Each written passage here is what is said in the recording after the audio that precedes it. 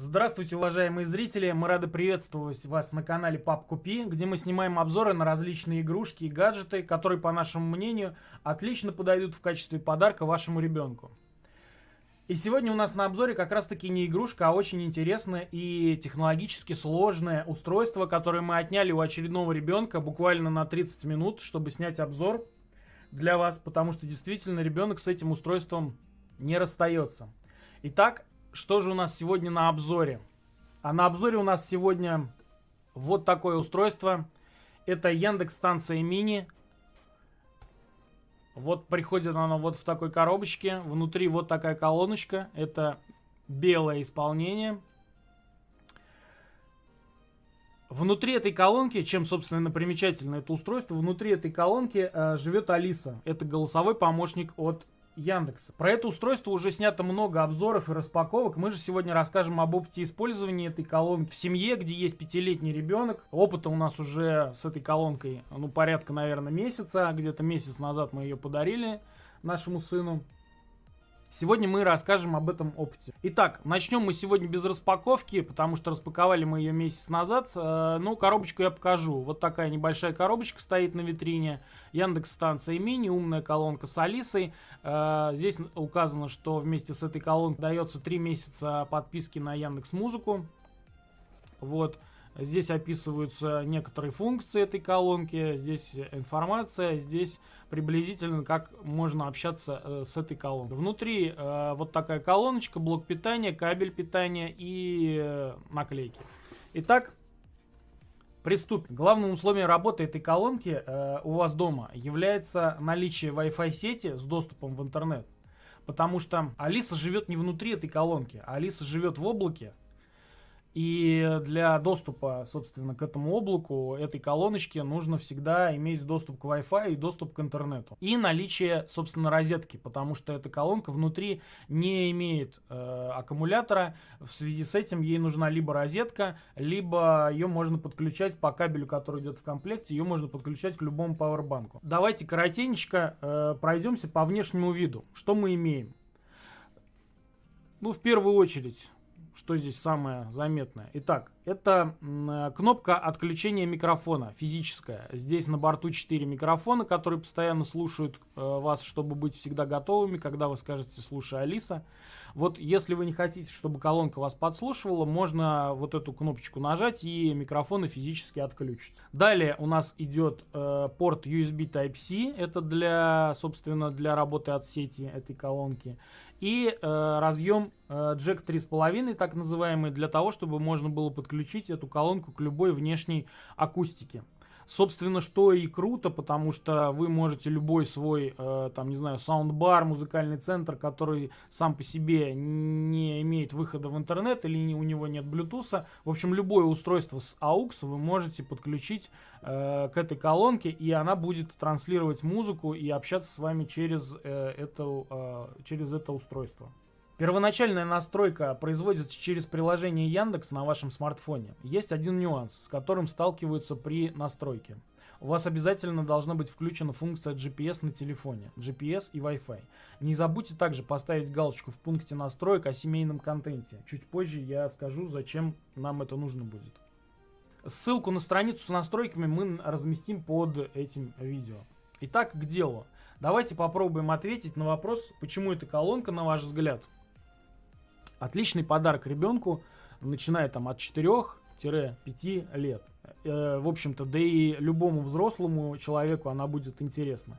Для ответа на этот вопрос давайте представим себе распорядок дня 5-летнего ребенка. Но сначала давайте включим эту колонку в сеть, посмотрим, как она включается. Подключаем USB Type-C. Вот загорелся индикатор наверху. Колонка в данный момент подключается к Wi-Fi. Происходит это довольно быстро, что, в общем-то, удобно, потому что ребенок носит эту колонку с собой из комнаты в комнату, то есть с кухни, например, в спальню, и колонка быстро подключается, и довольно быстро и оперативно она уже готова к работе. Вспомните себя в детстве, как вам не хотелось вставать в детский садик. Как же здесь может помочь нам голосовой помощник Алисы и Яндекс-станция Мини? Все очень просто.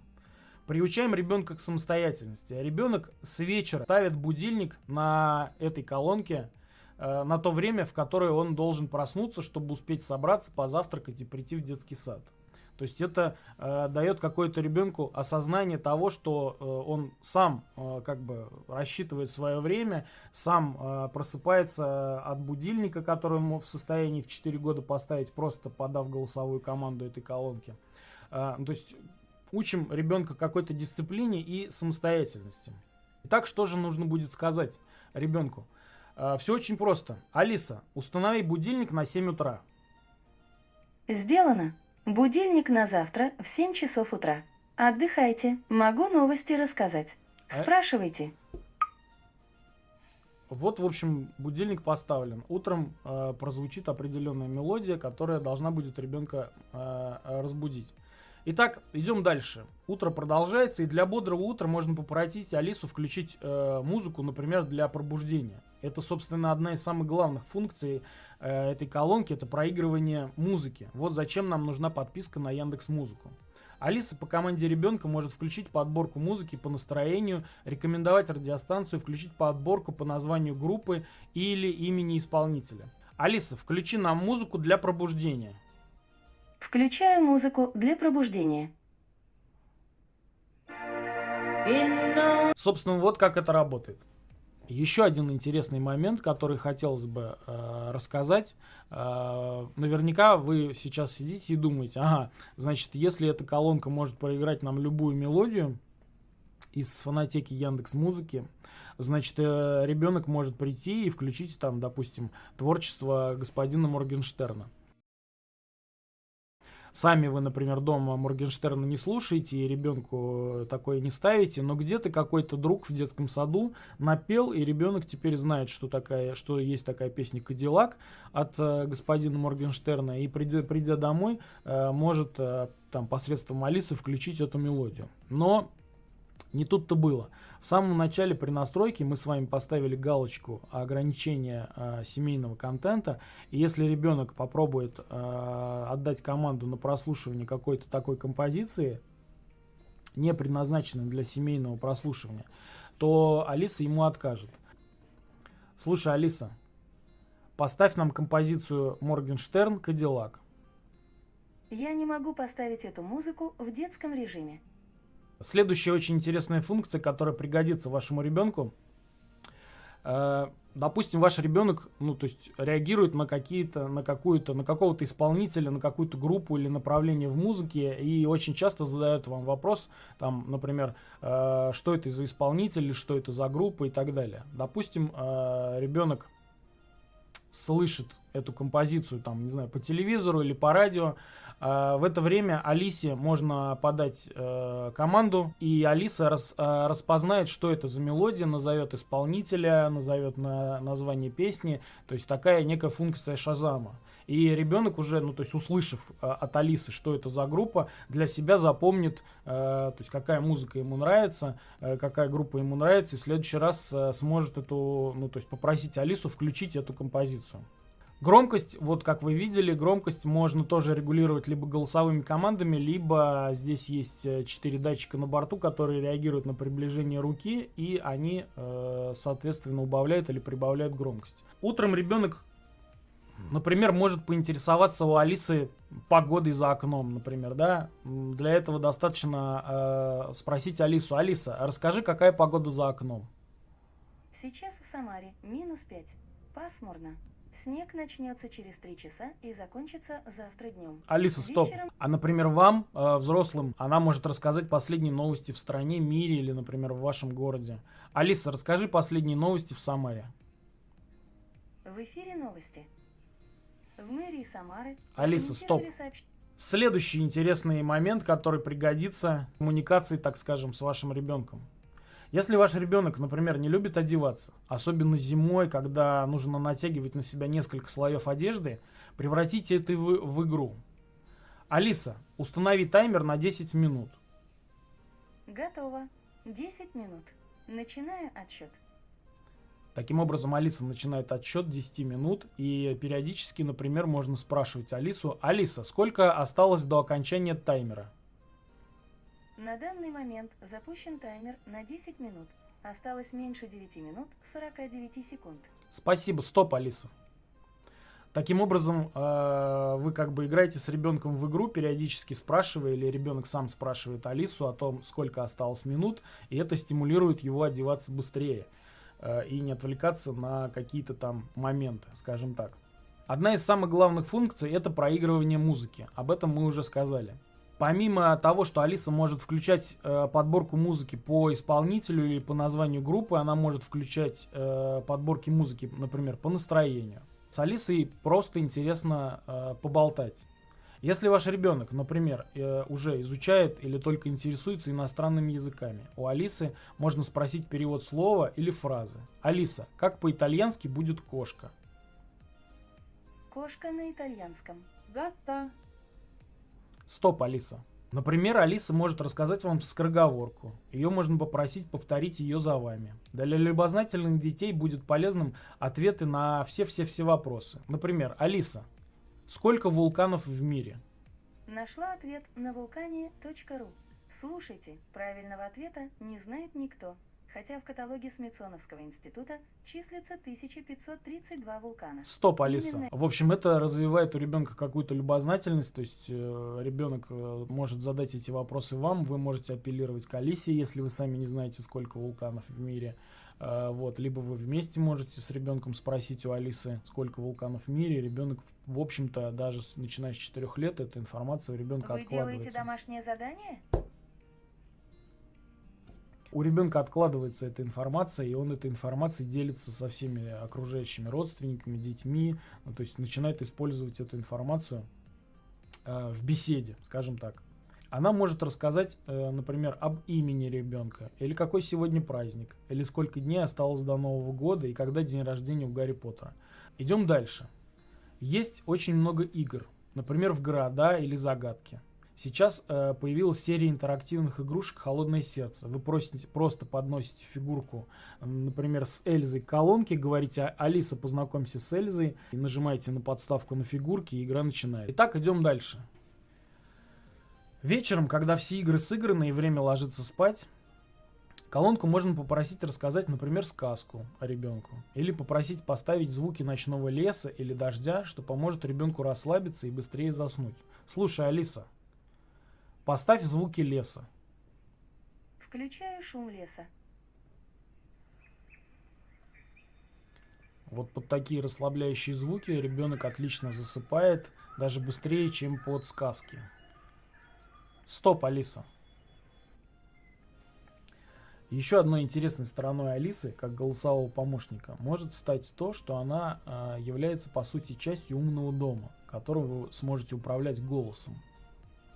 Для этого нам понадобится периферийные устройства типа умных розеток от Яндекса, выключателей или, например, Яндекс.Пульта, который дистанционно сможет выключать, включать телевизор.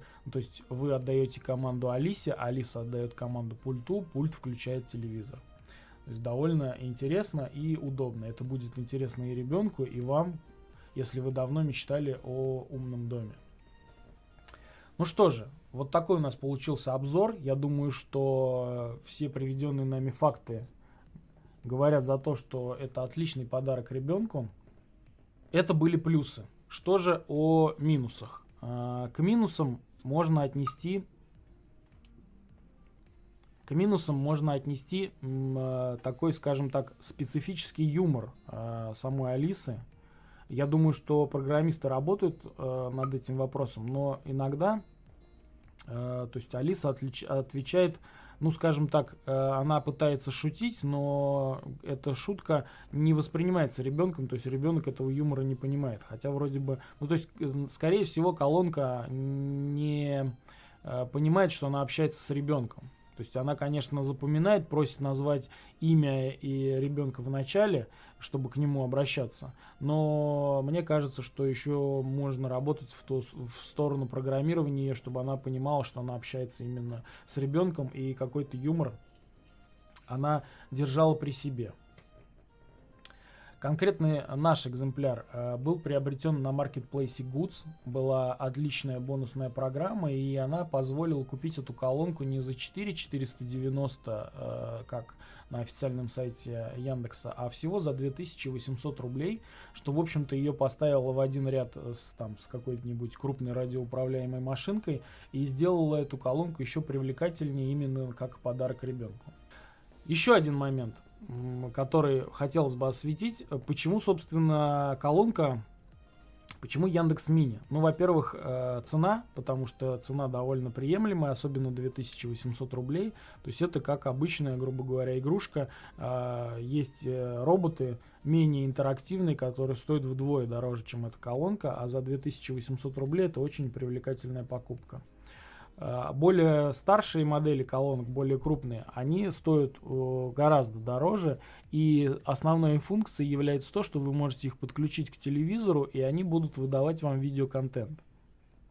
Здесь такой функции нет, и, собственно, этим самым мы ограждаем маленького ребенка от просмотра бесконечных мультиков, вот этих плейлистов на YouTube. То есть ребенок не сидит перед экраном и не заказывает себе мультики посредством Яндекс.Станции, которые там идут бесконечно, и его от телевизора не оторвать. Здесь только прослушивание музыки, звуков природы, каких-то там скороговорок. Колонка может решать примеры, там 2+3 и так далее.